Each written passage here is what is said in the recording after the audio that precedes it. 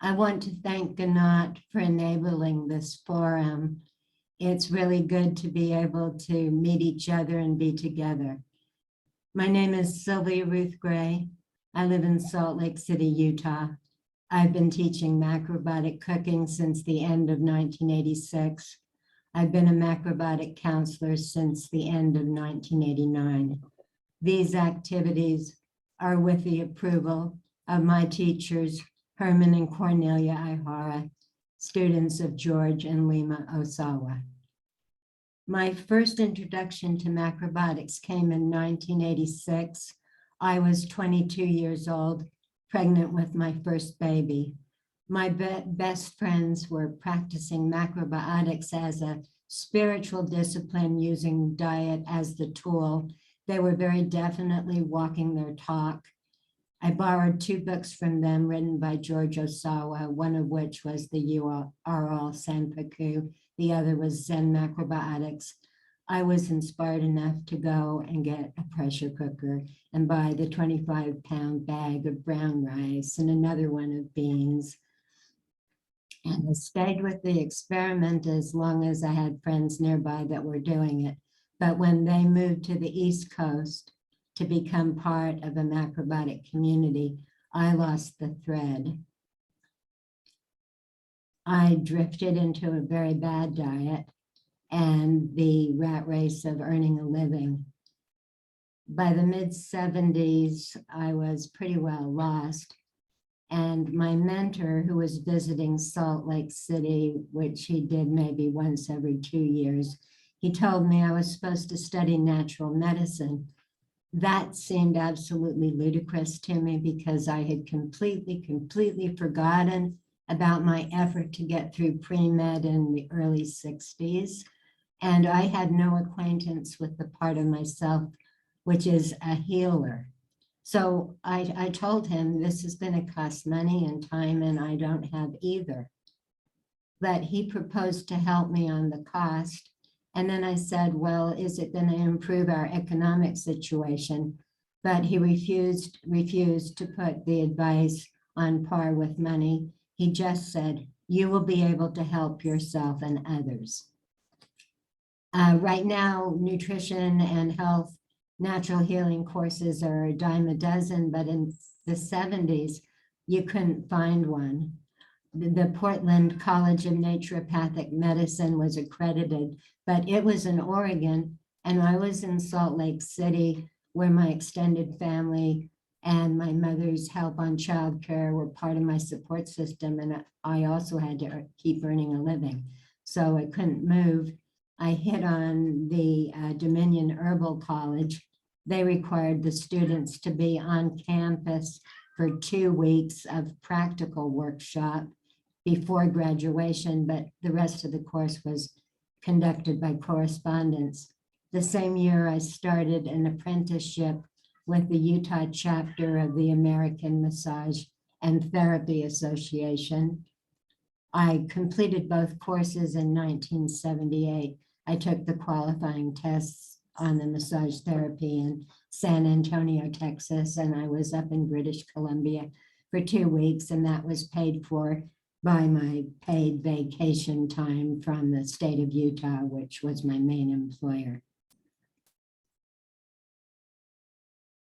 Turned out that completing those courses in 1978 was a godsend, because 1978 was, to the best of my understanding, the year when death entered my life as a constant and very useful advisor. At that time in my life, I couldn't have dreamed of changing my diet, but being part of an alternative healing community gave me access to modalities like acupressure and aromatherapy and color therapy, and I used those tools to help bridge a gap. In 1981, by that point, I had become very interested in changing my diet, and I was into radical cleansing diets. When I had a juicer, we were going through crates of broccoli every week. There was a period where I only ate wild plants in the forest in Oregon, plants like miner's lettuce. And in the evening, I would have boiled green vegetable. My favorite food during that time was the inside white of my husband's grapefruit peels. I was told that was very high in antioxidants, and I absolutely adored it. But he didn't have grapefruit that often. I'm going to have to look at my notes for a minute because I don't want to get ahead of myself. The diets, the cleansing diets I was attracted to in 1981 were a direct response to a very crazy animal-sourced, high protein, high fat, ketogenic diet that I had followed for years and felt helped by in terms of staying on track, getting to work on time, getting my child to school on time, and so on. That diet had been very acidic. I know I was very acidic when I was at the practical workshop in British Columbia. The college was located on the bank of a river. There were lots of mosquitoes. They could have gone and bitten anyone, but I was the one they were swarming to, and I was getting zillions of bites every day. I changed my condition from acidic to alkaline before the end of 81. And I know this because when we were in Oregon during the warm months, we used to walk through the forest in the evening after dinner, and my husband would be wearing heavy socks. He would tuck his Levi's into his cowboy boots. He had shirts buttoned at the wrist and neck, and he wore a cowboy hat, and there were still mosquitoes, and he still got bitten. And then I would be roaming around in cutoffs and a tank top and sandals, and I did not attract a single bite. That's how completely I had changed my condition from acidic to alkaline. Now I'm definitely going to have to find my notes. Okay, the road back to macrobiotics opened in 1982 when my dentist, knowing that I was into natural healing and radical diets, he gave me a photocopy of the Saturday Evening Post article about the miraculous healing of Dr. Sadalaro. That article was enabled by the work of Michio Kushi and Denny Waxman. I will be forever indebted to Dr. Sadalaro, Michio Kushi, and Denny Waxman for their work. The article was electrifying. I went and bought Sadalaro's book, Recalled by Life, and I went to the library and took out the few books that were available on macrobiotics, and I started the cooking. The following year, when we were in Oregon, 1983, I bumped into a copy of Herman's Red, White, and Blue, Acid and Alkaline in a little tiny out-of-the-way health food store in Central Point, Oregon, which was a city. It was our mailing address, but we almost never were in that city. At any rate, I found the book, and that was another watershed moment. And I decided willy-nilly, which is how I was doing everything, I decided to try an experiment. I would just cook brain, seaweed, and salt in a pot, and I wouldn't eat anything else for a week. At that period of my life, I had been trying for several years to have my second child. Starting in January of 1980, my cycle had just been all over the map. It disappeared for months at a time. It would come back. It would be very long. It would be very short. I also had a very terrible history of miscarriages. After eating this grain, seaweed, and salt for a week, my cycle corrected to a perfect 28-day rhythm. And that was so fucking amazing that I decided I needed formal training in the cooking. So if I had been a careful reader, I would have noticed that acid and alkaline had information about the Ihara's school, but I was a very careless reader in those days, and I was very dedicated to doing things the hard way. So I wrote the Kushi Institute, and I wrote a number of East-West centers to inquire about dates and rates. This had to be my expense because it was what my husband would consider to be my nonsense. So when I got the responses, I was just terribly sad because I discovered that I couldn't afford any of these schools. What happened is that Meredith McCarty wrote me back and mentioned the Iharas School in Northern California.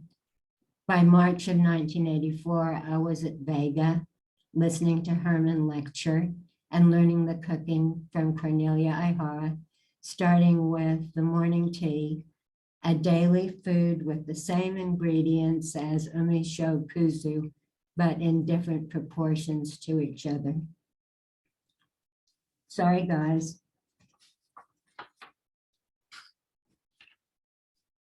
I came home from Vega with several books and just tons of enthusiasm. My 16-year-old and I cooked dozens of recipes from Cornelia Ihara's calendar cookbook, and I taught her a chant for the development of willpower, which I had learned at Vega.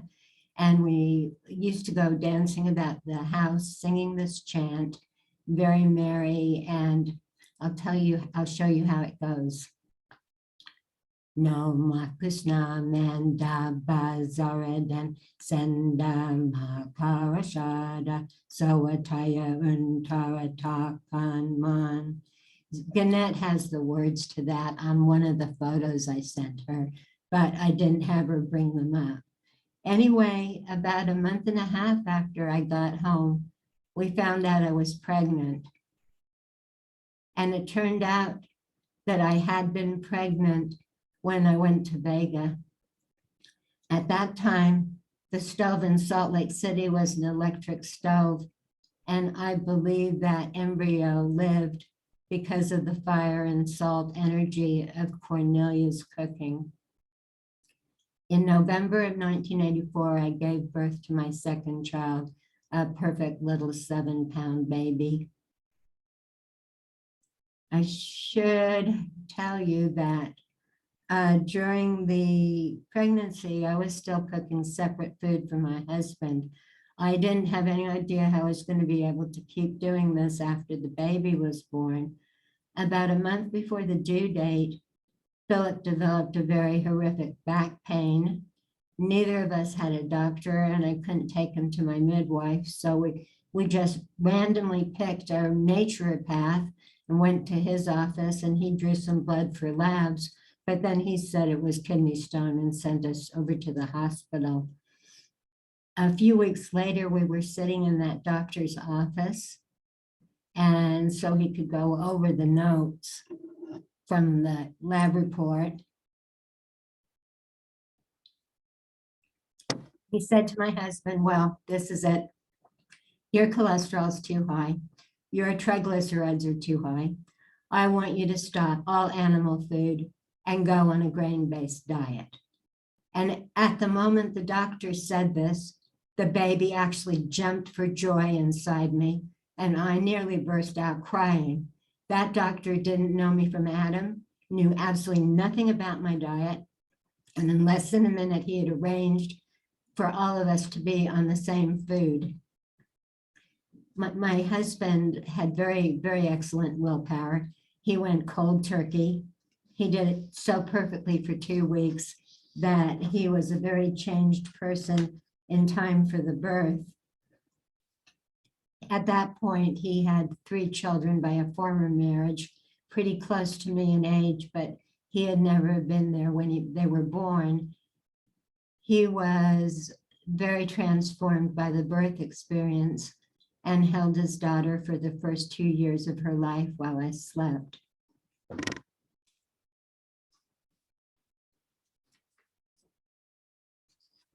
In the first months of the baby's life, I was feeling very pretty and very frisky. I had a bust for the first time since 1970, the year when I had stopped nursing my first daughter. And I was doing lots of food experiments, including fruit and sardines and frozen rice dream. When Olga was about 2 months old, we hit an impasse.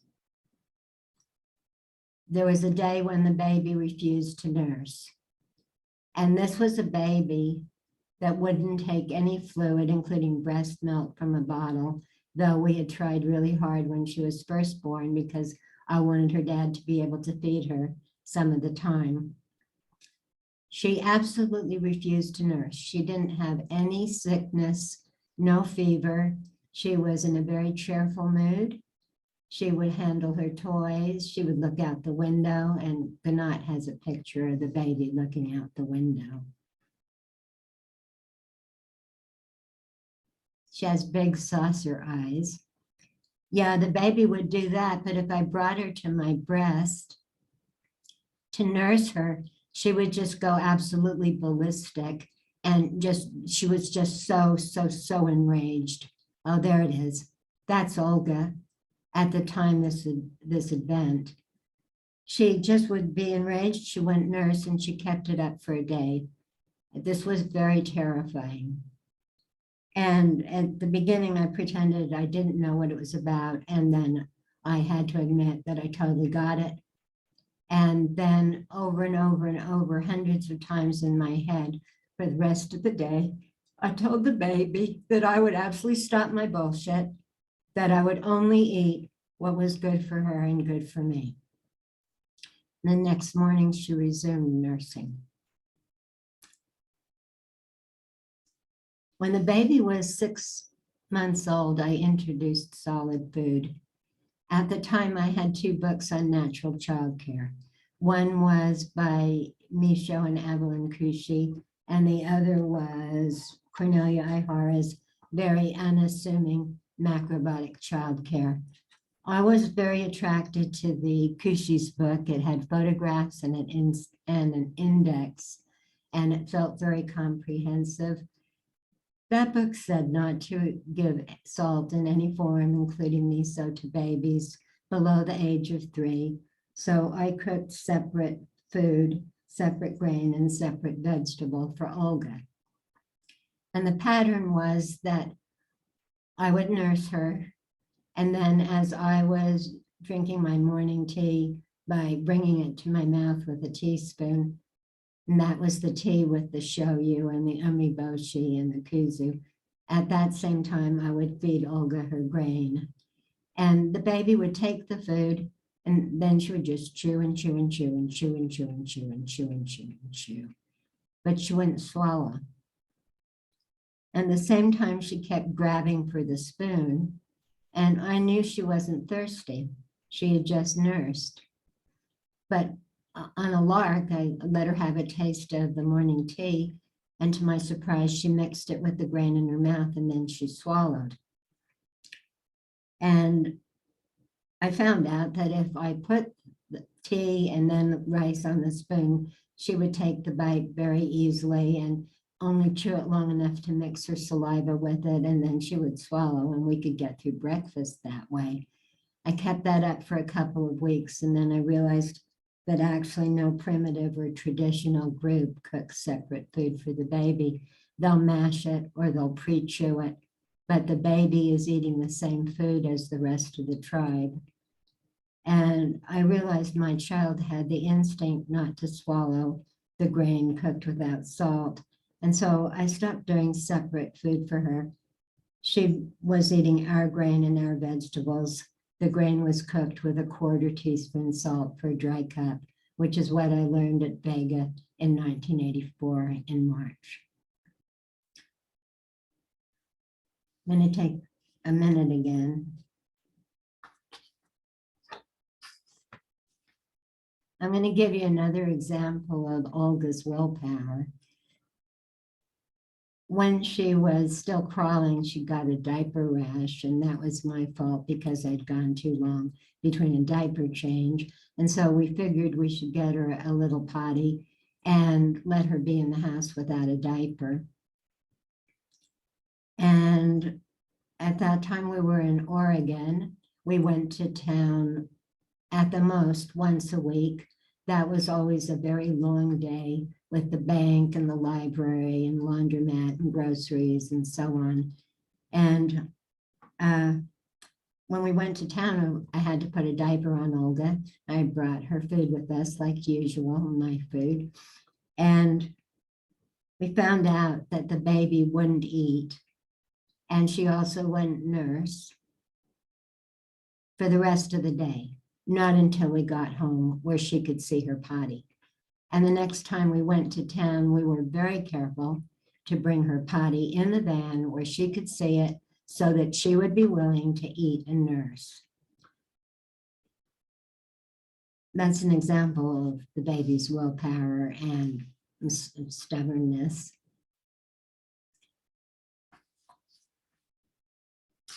The next major run-in with Olga's instinct was in San Clemente, California, where we had to be for 2 weeks near Thanksgiving time every year, and again in the spring for 2 weeks every year.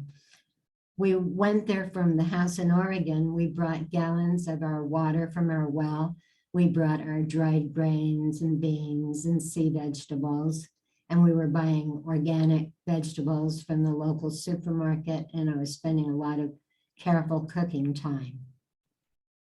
But the baby wouldn't eat anything I cooked. She also wouldn't eat anything my mother-in-law cooked. For 2 weeks, she just went back to full-time nursing and sunflower seeds and rice cake. And my 17-year-old said that it was because of the electric stove. She told me that the food made her teeth buzz. But at that time in my life, I didn't believe one way or another about electric stove, even though I had been taught it. But after we closed up the Oregon house for winter and we're back in Salt Lake, I immediately paid to have the electric stove switched out for a gas stove. And I told my sister-in-law about the 2-week episode in California where the baby suddenly went off solid food.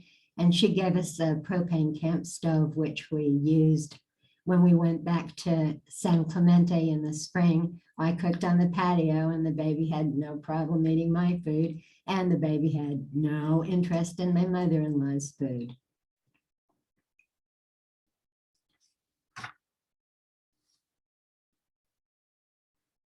Olga was very healthy with none of the accidents, dental issues, earaches, headaches, insomnia, night terrors, sore throats, stomach aches, psychological issues, none of the things that I had experienced with my first child.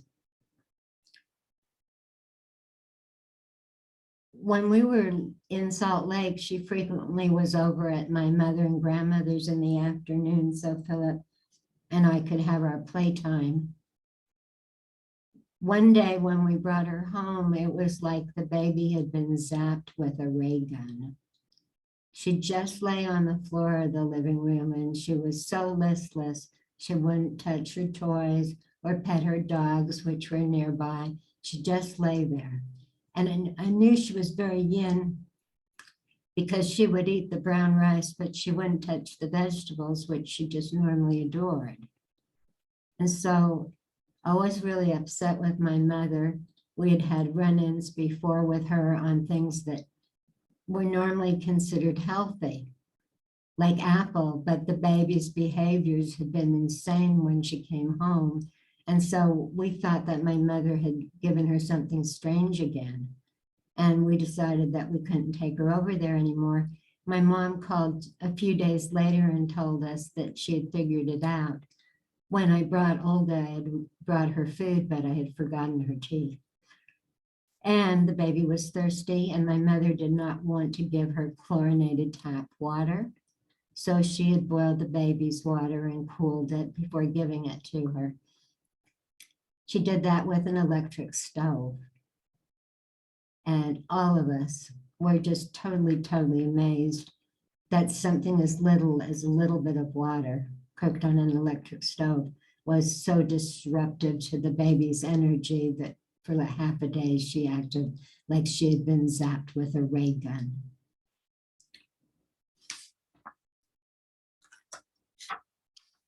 Besides being very healthy, Olga's diet actually made her very strong. One day when she was 2, her dad was doing some construction involving the 3rd floor of our building in Salt Lake City. And he came into where I was working in the kitchen, and he told me to come, asked me to come outside. And when I got out there, he pointed to Olga and he said, "Watch what the baby can lift." And it turned out the baby could raise a full-size hollow center cinder block several inches off the ground and then replace it very carefully.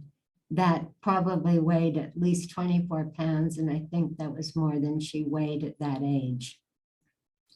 Then, besides being very healthy, Olga, and very strong, the diet that Olga was on, which was dictated by her instinct and her behaviors in response to trials with many different foods, that diet of grain, vegetables, sea vegetables, fermented vegetables, and salt-based condiments like miso, that diet strengthened her innate sun in the sign of Scorpio psychic abilities.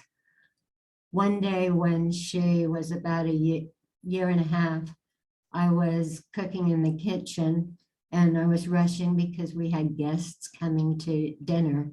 And at the last minute, I had decided to cook an additional vegetable dish. And yeah, an additional vegetable dish, and I was out of pans. So I used a pan that my mother had brought me the day before after she bought it in the used thrift store. I was cooking and I was bending my head over the pan to breathe the steam and the heat. And Olga did something she had never, ever before done in her life. She started making a horrific noise in the living room using a metal spoon, and she was banging it on its edge against a piece of wood furniture. And I said, "Olga, please stop." And I know she heard me, but she kept right on going. So I went to the door of the kitchen and I looked at her and we locked eyes and I asked her to please stop. And then I went back to the stove. She didn't stop. It got louder and louder and louder and louder. And I thought to myself, well, I'm supposed to do first things first. And right now, first thing isn't this dinner, isn't the guests. I need to correct Olga's behavior. So I went into the living room and I was standing next to her when both of us heard an explosion in the kitchen. And it turned out that the pan, which my mother had brought to me from the used thrift store, was Pyrex and never ever to be used on a stovetop.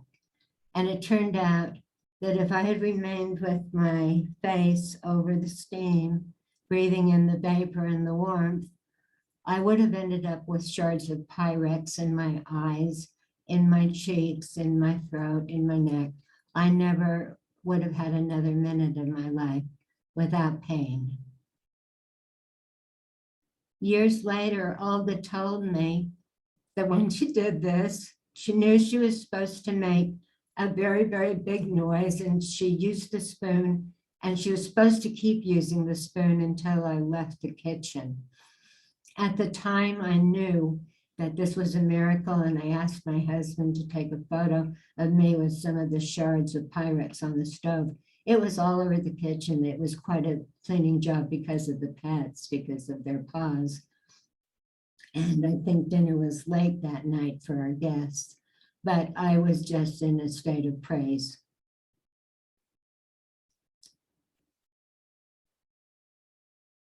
I keep that piece of furniture in my office. It holds my printer. It has approximately 50 very deep scars from the edge of that spoon. And that was a 1.5-year-old baby.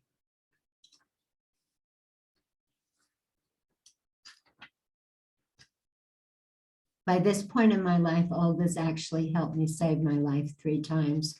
And strangely enough, her father helped me save my life 3 times. I'm going to tell you one more Olga story, and then I'm going to skip to another of my miracles.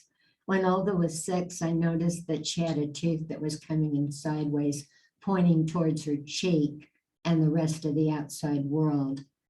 And I told her what I had seen, and I said, yeah, this is a sign you're eating something outside the household. It's too yin. And I told her something about the orthodontic process that her sister had gone through. And then I said, you have a choice. We can make an appointment with an orthodontist, or you can stop whatever super yin thing it is that you're eating. You can increase your use of sea vegetables. And for Olga, this was a no-brainer. She decided she was going to fix this on her own. And it took a few months, but the tooth ended up straightening and coming in perfectly straight like the rest of her teeth. And during those 2 months, while I was waiting for her to fix herself, I was really stressed. At that time in my life, I was doing a lot of cooking classes and takeout food and bed and breakfast and so on. And if she had not corrected that tooth, I would have felt that I had to stop teaching.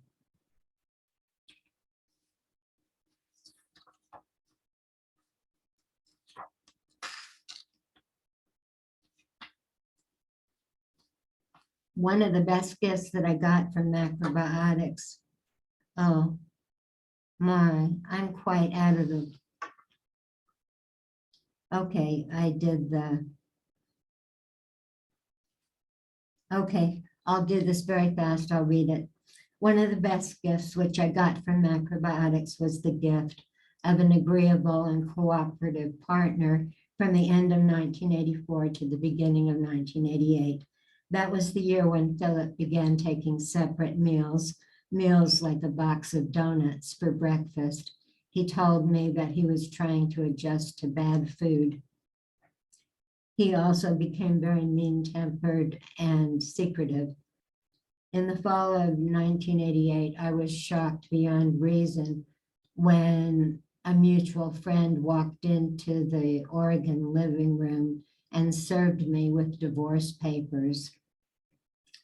This new reality was totally beyond my comprehension.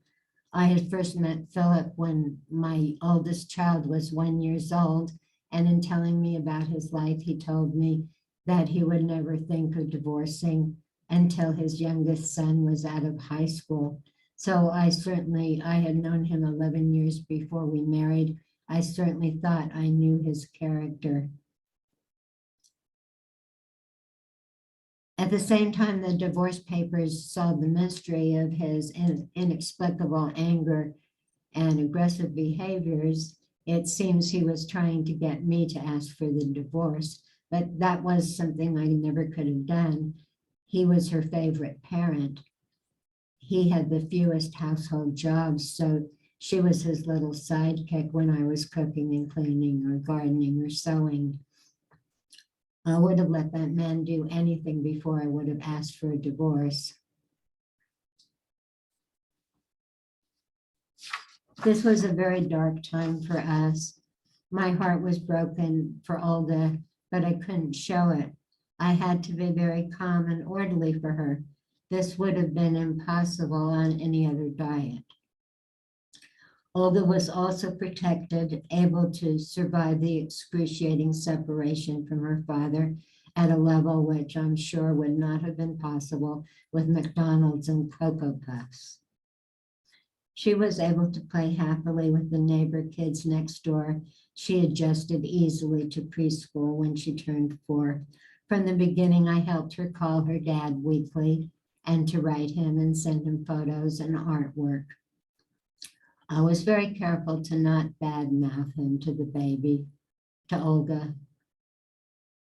or to others in front of her.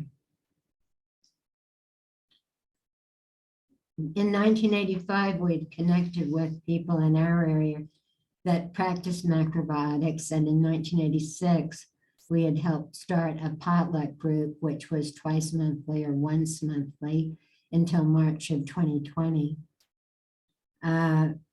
In 1990, 91, and 93, I lectured at French Meadows so that Olga would have the experience of an extended, much larger macrobiotic community.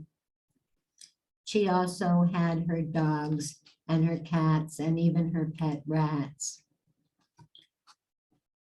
She used to love sleeping on the floor between the giant dogs, or she'd pitch a tent in the backyard and sleep outside with them, even in the winter. The mention of dogs brings me to another of my miracles. The dogs were fine as long as Olga was home, but Olga was in Oregon with her dad and her stepmom for 2 months every summer. And that was a problem because dogs know that I don't know what I'm doing. They would never mistake me for Alpha Dog. So one day when she was in Oregon, I made the mistake of walking 2 Great Danes on the same lead. And I saw a woman with a little dog approaching about a block away. And I sat down my dogs on the parking strip and had them look at the street. As the woman and her little dog got closer, this didn't work. The younger female Great Dane just couldn't bear not to give chase, and the male was dragged with her. And they did a run around my feet, snapping my ankles together and pulling my feet out from under me so that I landed with all my force on my right shoulder. I took a taxi to LDS hospital, and they did x-rays, and they said, yeah, you've shattered the ball of the humerus where it fits into the socket. And they gave me an appointment with an orthopedist, and they offered pain meds. I didn't take them, but I went back the next day to get them after not sleeping. I put off the appointment with the orthopedic surgeon, but then I went and he took more x-rays and he said, yeah, you have to have surgery. This can't possibly heal on its own. I didn't believe him. So I had a friend who was a chiropractor, and I went to him and I expected that he would give me some encouragement. And he said the same thing as the orthopedic doctor. He said, you have to have the surgery. So I didn't believe him either. And within 2 months, the arm had healed enough that I could go back to work, which involved using my arms at that time. And within half a year, it was like I didn't ever have that injury. And even in bad weather, there's no change in the condition of that socket. I've never had it x-rayed since. So I have no idea what it looks like under the skin. And if I knew how my body did this, I would use the information to work with one of my current challenges. But I have no idea how my body did that.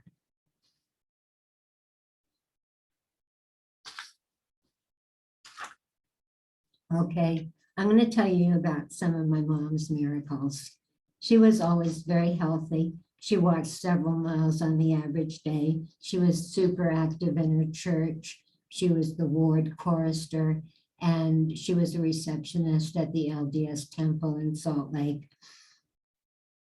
She always had very weird ideas about diet. We did Adele Davis when in the 50s when I was in grade school.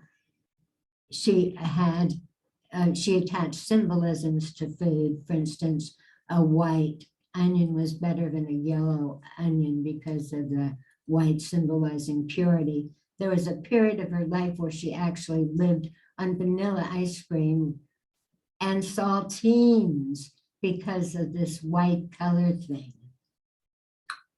She was also into fruit by the crate and had always objected to macrobiotics because Olga and I could not ever tolerate fruit.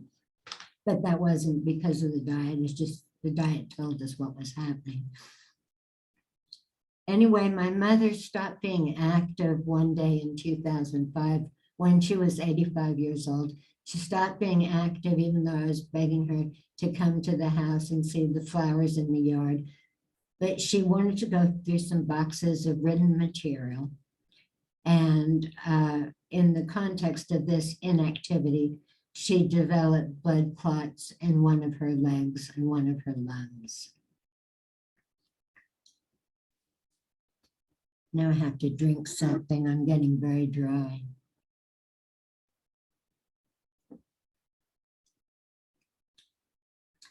My mother was put on triple anticoagulation therapy, aspirin, Plavix, and warfarin. She was given instructions about INR testing, told which foods she couldn't eat while she was on the medications and so on.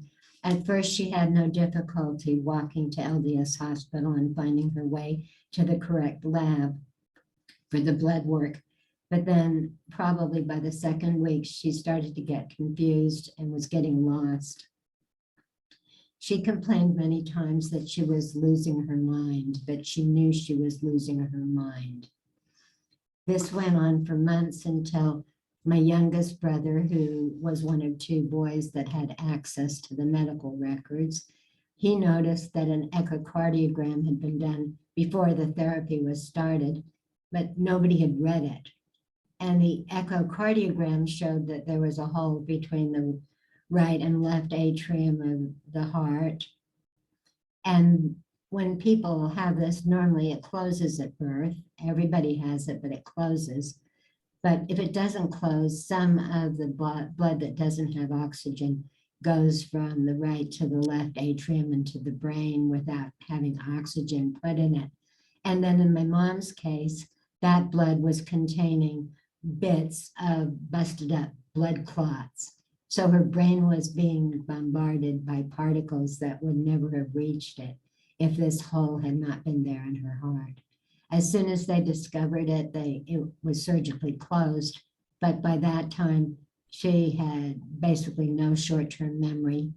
And short-term memory, you need to do things in sequences, like getting dressed requires short-term memory. You have to focus on what's on and what's next. So at that point in her life, my mom asked me to help her on grocery shopping and cooking. And I was also the person that helped her through the morning over the phone to get her, try to get her through taking her medications, doing breakfast, getting cleaned up. I was able to do that because my full-time, full benefit medical transcription job was paid by the line, not by the hour. A few years into that, one of my brothers arranged for my mother to have an aide come into her apartment for 2 hours every morning. And that was a big help, freeing me up from some frustrating, very frustrating phone hours. This all worked until Sunday, August 15th in 2010, when my mother slipped on some steps at church and broke her wrist. I was at work, so my brother took her up to Salt Lake Regional Hospital. She was there for 3 days because the medication they gave her on admission, the pain med, as well as the food, just completely scrambled her brain. Normally, even though she didn't have short-term memory, she could hold a very competent conversation. She could follow the plot on TV shows like Little House on the Prairie. She could have philosophical discussions, but at Salt Lake Regional Hospital on the pain med and the food, she was gone. And they sent her home after 3 days. They had casted her arm so that she couldn't dress, the clothing wouldn't go over the cast. And her aide and I took her home, but then her aide called me the next morning to say my mom had been up all night in a chair in terrible pain and vomiting and soiling herself because she wasn't able to move. I walked down to my mother's apartment and then I rode in the ambulance with her to the hospital. She felt a lot better after an IV saline solution. But the problem was she couldn't go home until my brother installed some safety bars in her bathroom. So I thought that it would be okay for her to be at a rehab facility that was in walking distance of my home. And I knew that I would be able to send her morning aid over to the facility with food for her and clothing if she needed it. I was begging my brother Michael, 2 years younger, to do the safety bars in mom's bathroom because from the first day after admission to the rehab, she was incontinent for the first time in her life. Incontinent and in pain from rheumatoid and osteoarthritis that she didn't have a trace of after the blood clots triggered her coming onto my diet in 2005. Those have come back. Anyway, it turned out my brothers wanted her to be in rehab for 90 days to be evaluated for long-term placement. And that idea was just excruciating to me because mother absolutely hated being in institutions. And she did very, very, very badly on institution food. So I was visiting my mom every day, but I couldn't see what I was supposed to do for her. Then a few weeks into that, my brother decided to move her much farther from where I lived. I wasn't seeing her every day. When I went, it was just very painful to interact with her. One day when I approached her room, I saw that she was naked. She was bicycling her legs in the air like a baby would do on a crib. And I told my friend who was a shamanic healer, and she agreed with me that I really needed to get my mother out of that place. So I told my brother Michael that mother is very uncomfortable because this is so far from where she's used to. The first rehab was just a little south of South Temple, on which her apartment was located. So he agreed with me that she can move back to the first rehab facility. And then I waited like 3 days, and then I said, Michael, I know you don't think food has any relationship to brain function, but I know it does. So can we please do an experiment? And Michael agreed to do an experiment, and he told the rehab facility that they were not to give any food of theirs to my mom, and that I would be bringing 3 meals daily. Before the move, I went to my mother 3 days in a row, and I secretly brought her celery spread with miso. And my mother, I don't even think I put tahini in it. And my mother ate that food with relish. And then on the day that I moved her, I took her first to my house. I gave her a bath.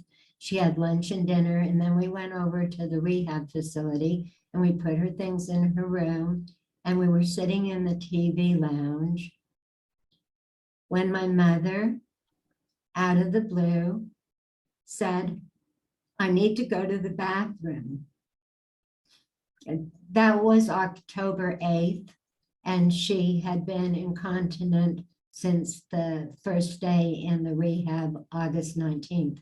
August 19th to October 8th, 3 days of miso on celery, a bath, 2 bowls of miso soup, 2 reasonable meals. And my mother could say, I need to go to the bathroom. And the kicker is that she remained continent for day and night for months after that, and daytime continent until 13 days before she died. That was the food. My mother really hated being in the rehab facility. She loved to go for very long walks, and she kept trying to go for walks. And of course, she wasn't allowed, and they put an ankle monitor on her. And one day we were sitting in a meeting with all the staff, and they were talking about how can we make your stay with us more comfortable. And my mother spoke very forcefully and said, oh, I want you to tell me how I can get out of here. And they were just absolutely amazed because supposedly she had dementia. And one of them actually explained that what we had to do was just change the power of attorney. And a friend of a younger brother popped into our life at that point, just long enough to help us through the legal process because I'm not very bright for the world. And then we applied for her to leave the facility. As soon as I got my mom out of rehab and into my home, we got all of her medical records, and I discovered all kinds of things that I had no knowledge of. I only knew about the blood clots and about the transient ischemic attacks that had taken out her brain and closing the hole in her heart. And I knew about the arthritis that she had before she changed her diet in 2006. But I never knew that she had chronic kidney disease. In 2005, when she had the blood clots, she had a glomerular filtration rate of 38. And then in looking at the medical records, it had corrected to 56 within less than 6 months. I'm going to read some of these because I definitely don't have them memorized.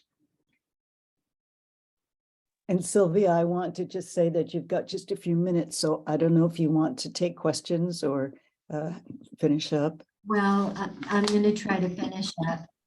I'm going to tell you she had chronic liver disease. She had non-alcoholic fatty liver disease. She was pre-diabetic. There's more to that list. Oh, she was in terrible danger for stroke because her prothrombin time was so like 123, and that corrected to 25. But yeah, the corrections were amazing. And one of the things I discovered was that if you give the body what it needs and nothing that it doesn't need, it will do its best to repair itself. Another one of my takeaways was you don't have to know the name of the condition to treat for it. Because it turned out that I was simultaneously treating so many conditions and the body knew just what to do with the raw materials. And I apologize for not being able to get to the limits of macrobiotics, but that was at the end. Well, that's okay. We have a reason to invite you, as if we didn't, to invite you back. I really appreciate your presentation. Thank you. Yeah, you give I'm it very so nicely. relieved that it's over. Uh-huh. Fucking basket case, and I procrastinate, and I have to get better. Yeah, this is what my mom used to say: better at not procrastinating. Because, and one of my things is that for 40 years I've accumulated information and experience, and I have not been disseminating as I'm required to do. You know, if you read, you have to write.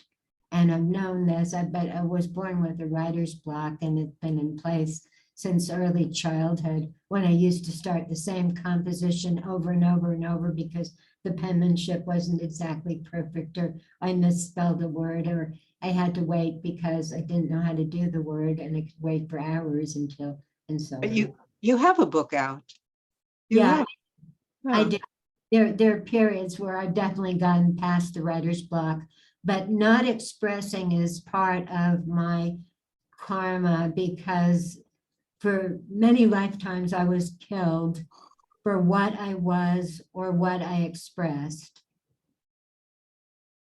I very firmly believe that in the life right before this one, I died in a concentration camp from infection and starvation. I very strongly believe that I chose a father who is Jewish in this world and a Swedish mom. I didn't want to be identified as Jewish. And the Swedes helped the Jews during World War II. At any rate, there were lifetimes when I was burned at the stake. There was a lifetime in Japan where I was with a group that included the Aiharas and the second of my grandchildren and my father. And in that place, we were practicing a religion that wasn't allowed, and we were hacked apart by knives. So I've become afraid of expressing in previous lifetimes, and I had to come out of my cave in this one. Well, maybe we'll finish with this comment. Sharon Rothman, of whom I am a great fan, writes, "Thank you so much, Sylvia. Your life proves macrobiotics.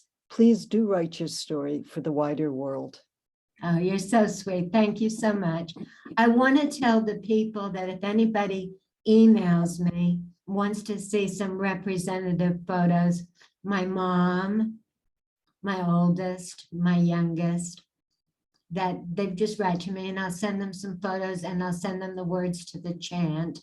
But I don't do PowerPoint, and I gave things to Gnat in wrong order, and I couldn't retrieve things out of Google Drive, and that's where all the beautiful photos were. I had a brother help me for 3 hours one day, but I can't work with these things. What So, is your email, Sylvia? okay, we can do Sylvia email SYLVIA at email? Gmail. Sylvia at Gmail? Sylvia email at Email. gmail.com. Got it. I'll send them Okay. some photos. Okay, Sylvia. Well, we definitely thank you. We would super appreciate you and your stories, and I'd love to hear more. Oh, I'm so surprised. I'm so happy. I'm so grateful. It's I just us. love all of you. And I'm really, really, really relieved that this one is over.